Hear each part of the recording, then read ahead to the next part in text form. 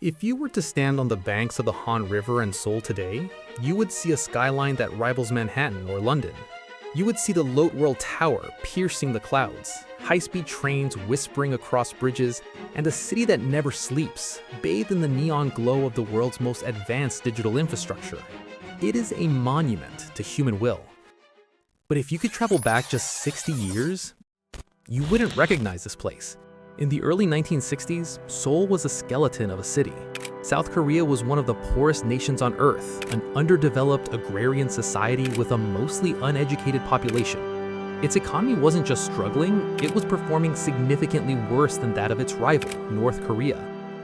In the span of a single generation, South Korea pulled off what economists call the miracle on the Han River. It didn't just develop, it exploded. Today, it is the 13th largest economy in the world, a global leader in technology, and the cultural superpower whose music, films, and food have conquered the West. But miracles are not free. The very same engines that drove this unprecedented growth, the hyper-competitive education system, the all-consuming work culture, and the dominance of family-owned conglomerates, are now the very things tearing the fabric of Korean society apart. Today, South Korea holds the highest suicide rate in the developed world.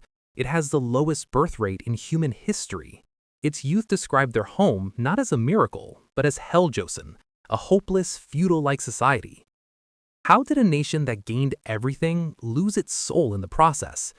To understand the dark side of the Korean miracle, we have to look at the three pillars that built it and how they turned toxic. Before we dive into the history of how this miracle started, if you find my video valuable, please consider subscribing to the channel and hitting the like button. Leaving a quick comment below about your thoughts on South Korea's rise also really helps the YouTube algorithm to distribute this video to more people and helps this channel grow. It's a small gesture, but it makes a massive difference for creators like me. Now, let's go back to 1953. To appreciate the speed of the rise, we must understand the depth of the fall. For the first half of the 20th century, Korea was under Japanese colonial rule. This wasn't just a political occupation, it was a systematic attempt to strip the nation of its identity and its future. The Japanese administration purposefully kept Koreans away from higher education and managerial roles, intending for the population to remain a source of unskilled labor. When the Japanese left after World War II, the country was immediately sliced in half by the Cold War powers. Then came the Korean War. By the time the armistice was signed in 1953, the South was a wasteland. Almost every road, factory, and bridge was gone. Most people were illiterate. There was no capital, no industry, and very little hope. However, this total destruction created a blank slate effect. In the early 1960s, the government, led by General Park Chung-hee, realized that if they followed the traditional path of slow, organic growth, they would never catch up. They needed a shortcut. They needed a miracle. The first pillar of the miracle was a unique and controversial economic experiment. Most developing nations try to support small and medium businesses to build a broad middle class. South Korea did the opposite. The government handpicked a few family-owned businesses, names you know today like Samsung, Hyundai, LG, and SK, and gave them the keys to the kingdom. These companies became known as Chaebols. They were granted massive low-interest loans, tax breaks, and protection from foreign competition. In exchange, they had to meet strict export quotas. If they succeeded, the government gave them more. If they failed, the government bailed them out. It was state-led capitalism on steroids. The Chaebols didn't just make products, they became the state. They built the ships, they built the cars, they built the apartments, and they eventually built the microchips. This worked spectacularly well for GDP. The Chaebols turned South Korea into an export powerhouse. But this created a dangerous paradox that haunts the country today. Together, the top 10 Chaebols make up about 85% of South Korea's GDP. Samsung alone accounts for nearly 20%. Yet, these massive giants only provide about 10% of the nation's jobs. Over the decades, they have become so efficient and so automated that they can grow their profits without hiring more people. This has created a dual-tiered society. If you get into a Chaebol, you are part of the elite. You have a golden rice bowl, a high salary, prestige, and stability. If you don't, you are relegated to small businesses that struggle to survive in the shadow of the giants. The middle ground has vanished, and the competition to get into that top 10% has become a war. This brings us to the second pillar, education. Because the government knew they had no natural resources, no oil, no gold, they decided their only resource was people. They launched a massive campaign to make South Korea the most educated nation on Earth. It was incredibly successful. Within decades, illiteracy was wiped out. Today, over 70% of young Koreans have a university degree, the highest rate in the OECD. But because the economy is dominated by a few chaebols, there aren't enough good jobs for all these graduates. This has turned the Korean education system into a pressure cooker that starts in kindergarten. To get a top job, you need to go to a top university, specifically one of the Sky universities, Seoul National, Korea, and Yonsei. To get into a Sky University, your life must be dedicated to a single day, the Sunung, the National 8-Hour College Entrance Exam. The intensity is hard for outsiders to wrap their heads around. On the day of the exam, the stock market opens late to keep traffic clear. Flights are grounded during the listening portion of the English exam, so there is no noise. Parents spend their entire lives and up to 20% of their income on hagwons, private after-school academies. It is common for a 10-year-old to go to school at 8 a.m., go to a hagwon at 4 p.m., and not return home until midnight. The government even had to hire cram school police to force hagwons to shut down at 10 p.m. just so children could sleep. But the parents simply moved the tutors to private homes or hidden basements. The result? Education inflation. Everyone is overqualified, deeply in debt, and exhausted before they even start their adult lives. And even with a degree, many find themselves unemployed or working in arbeit jobs, feeling like failures in a society that only values the top 1%. The third pillar was the creation of a work ethic that borders on the religious.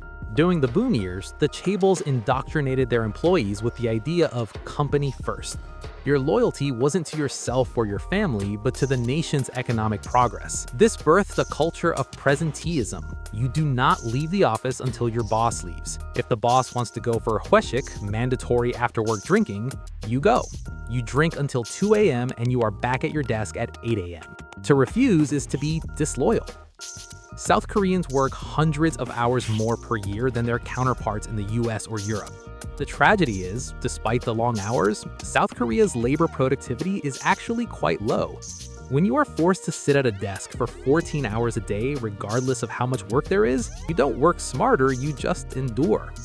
This culture has created a generation of lonely workers. Men in particular grew up as ATM fathers, men who provided a salary but were strangers to their own children because they were always at the office or at a hweshik.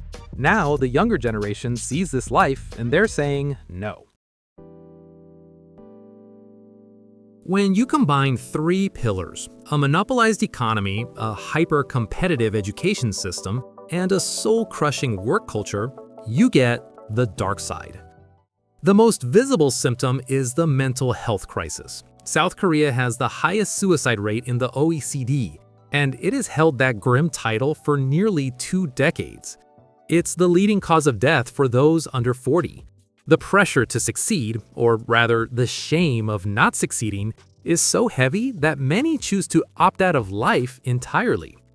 Then there's the housing crisis. In Seoul, where nearly half the population lives, the price of an average apartment has skyrocketed. For a young person on a median salary, it would take over 80 years of saving every penny to buy a home.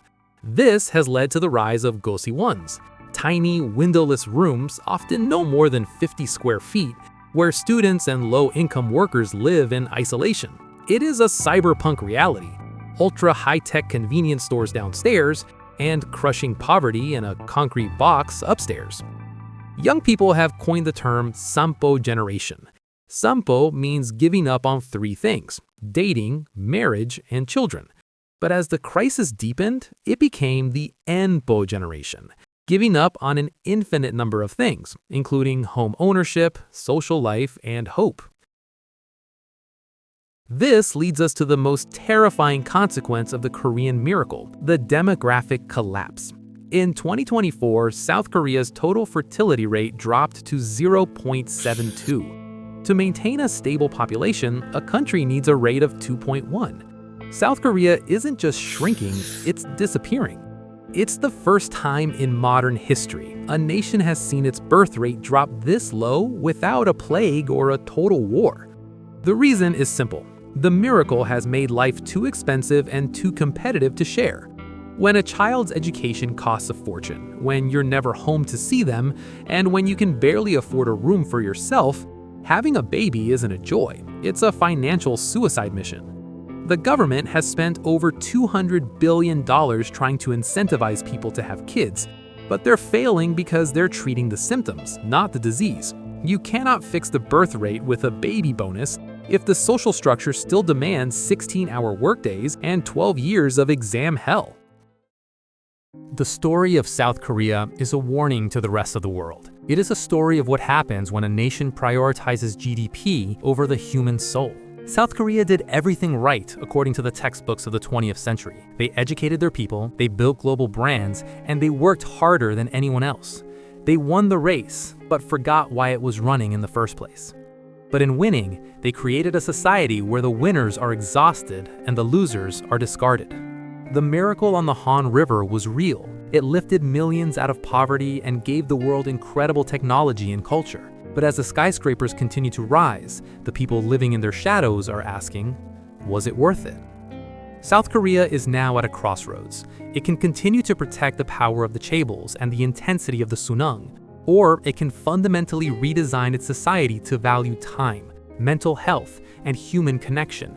If it doesn't, the miracle may end not with a bang, but with the silence of a generation that simply decided not to continue. The dark side of the miracle isn't just a Korean problem. In a world that is becoming more competitive and more expensive every day, Hell Joseon might be a preview of the future for us all. Thanks for watching. Don't forget to like and subscribe. See you in the next one.